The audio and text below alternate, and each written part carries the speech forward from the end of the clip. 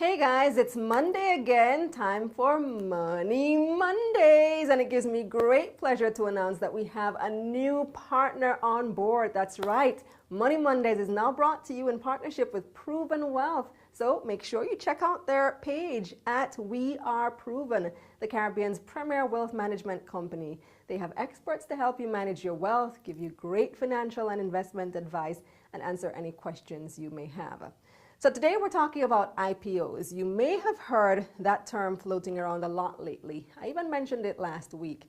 What is an IPO? The letters stand for Initial Public Offering.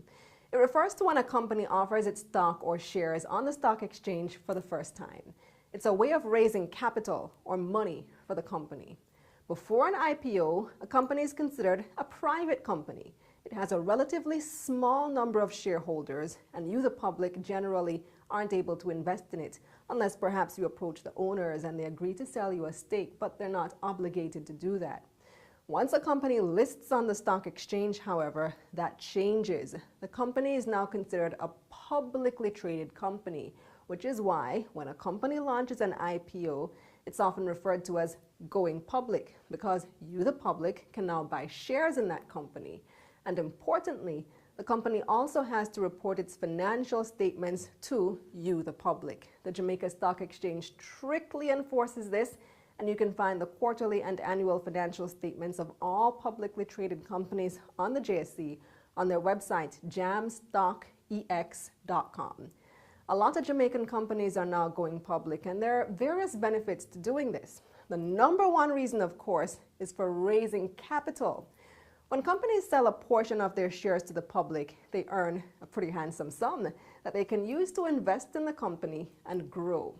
Before going public, the company issues a prospectus, which will tell you the price of the shares and what they intend to use the money for. You can read through the prospectus and decide, this sounds pretty good, this sounds promising. This company wants to use the funds to open a new branch in wherever. I think that's a good idea, that's gonna make money, it's gonna be profitable, this is a good investment. So let me call my friends at Proven Wealth Management to make an offer for some shares. Another reason companies list, particularly on the junior market of the stock exchange, is for tax benefits. They receive very attractive tax incentives for 10 years by listing on the junior market before they have to graduate to the main market. And listing is really a win for good governance of companies.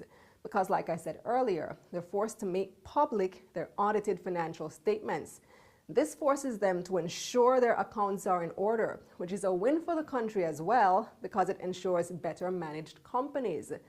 So what's the benefit of buying shares at an IPO, during an IPO? Well, because it's the first time a company is selling its shares publicly. Especially if it's a very attractive company, there's a good chance there's going to be great demand for the shares. And you get to be among the first public investors in that company. So if its value goes up, you make a profit off your investment. For example, CNBC estimates that if you had invested $1,000 in Microsoft's IPO in 1986, guess how much that would be worth now? Guess. That same investment would now be worth $1.6 million today. And there's several local examples too, right here in Jamaica. NCB shares are now worth $145 each, which is a tremendous appreciation over the years. A more recent example that I gave last week is Fontana Pharmacy. Their share prices at the IPO were $1.89 each, and they're now trading for $4.01 each. So your 10,000 Jamaican dollar investment in Fontana in January would have already grown to over $21,000 in just 3 months. But of course there are risks. Not all companies will gain value. Some will lose value if they're poorly run or their expectations just didn't materialize, and various other factors. So you have to choose well and really follow the developments in the market to see what industries are likely to grow. Last year, several Jamaican companies had IPOs and listed on the JSE. Many of them were oversubscribed within days or even hours, some even in minutes, because people want the benefit of getting in early. When an IPO is oversubscribed, it means that you might not get all the shares that you applied to buy, in which case you'll get a refund for the balance. The shares are usually allocated on a first-come, first-served basis. So the sooner you get your application in, the more likely you are to get at least some of the shares that you applied for. Now, even though the prospectus may say the application opens on a certain date and closes on a certain date, you still want to submit your application even before it opens so that when it does open, you're already standing in line. This year, several more companies are expected to list. The big one that's highly anticipated is Wigton Wind Farm, which is currently owned by the government, but which they're looking to divest by listing on the JSE. And we don't know what the share price will be just yet because they haven't issued their prospectus yet, but I'll definitely pass on that information as soon as the prospectus is out. In the meantime, though, I'd advise you to contact an investment advisor at Proven Wealth as soon as possible and set up your investment account so that when the next IPO comes up that you're interested in, you're all set and you can get your application in early. That's it for Money Mondays this week. But before I go, here's your credit giveaway. This is Digicel credit.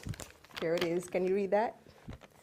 All right, the voucher number is 1456990907942. Guys, please share this story. Please share this video on your Insta story. Share it wherever you are. I'm Kalila Reynolds. We'll chat again next week on Money Mondays.